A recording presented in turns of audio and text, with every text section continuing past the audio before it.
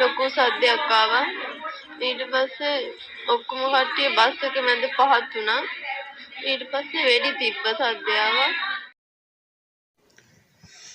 මීට වසර 18කට පෙර එනම් 2018 ජනවාරි 16 දින මුළු රටම කම්පාවට පත් කරමින් බුත්තල ප්‍රදේශයේදී අහිංසක සිවිල් වැසියන් ඉලක්ක කරමින් එල්ලූ බස් බෝම්බය ප්‍රහාරය සිදු වූයේ අද වැනි දිනකයි. මෙම ප්‍රහාරය එල්ල කරන ලද්දේ බුත්තල ඔක්කම්පිට මාර්ගයේ ගමන් කළ මගී බස් රථයක් ඉලක්ක කර ගනිමින්ය.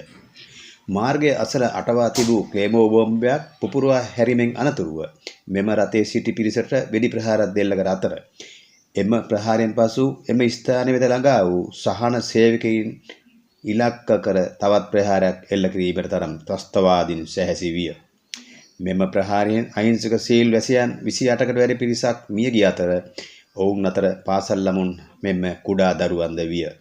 තුවාල ලැබුවන් ගන්ද 50කට ආසන්නය. ත්‍රස්තවාදයේ බිහිසුණුකම ලොවට පෙන්වූ මෙම ප්‍රහාරය අප අද භුක්ති විඳින සාමයේ වටිනාකම නැවත නැවතත් අපේ හදවත් තුළ සිහිපත් කර දෙයි. එදා දිවි අහිමි වූ ඒ අහිංසක සහෝදර සහෝදරයන් වෙනුවෙන් අපි මොහොතක් නිහඬව ඔවුන් සමරමු. ෆුට්බෝල් එකේ හිටපු තුන් දෙනා පිච්චිලා වගේ වැටලා ඉන්න මම දැක්කා. ඊට පස්සේ විනාඩි 2ක් විතර සද්දයක් නැතුව තිබ්බා. ඊට පස්සේ ෆුට්බෝල් එකෙන් බහින කට්ටියට වෙඩි තිබ්බා. ඊට පස්සේ මම හිතුව බස් එකේ වෙඩි 4ක් විතර දිනනකොට මම ජනලෙන් පැනලා දිව්වා. ලොකු සද්දයක් ආවා. ඊට පස්සේ ඔක්කොම කට්ටිය බස් එක මැද පහත් වුණා. ඊට පස්සේ වෙඩි තිබ්බ සද්දය ආවා. ඊට පස්සේ ටිකක් කරද්දී අපි ඔක්කොම සීට් එක ඇතුලේ රින් ගත්තා.